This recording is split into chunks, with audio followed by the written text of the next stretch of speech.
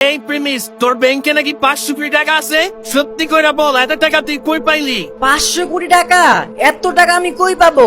আচ্ছা তুই একটা কথা বল, আমি যদি এত টাকার মালিক হইতাম তাহলে কি মাঝে মাঝে তোর কাছ থেকে 100-200 টাকা ধার চাইতাম আর তোদের সাথে এই ভাঙ্গাচোরা হোস্টেলে থাকতাম? আচ্ছা, এটা বাদ দিলাম। শুনলাম কিছুদিন আগে পুলিশ তোরে ধরে নিয়ে গেছিল, পরে পুলিশ অফিসার তোর কাছে নাকি মাপ চেয়ে তোরে ছাইরা দিছে। আরে না না, কি বলিস?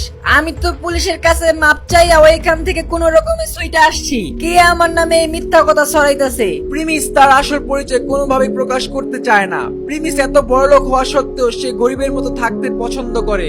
কলেজে তোর সাথে দেখা করার জন্য একটা বড়লোক প্রভাবশালী লোক আসছিল, আর সে তোর নাম ধরে বলতেছিল প্রিমিস চৌধুরী স্যার কই।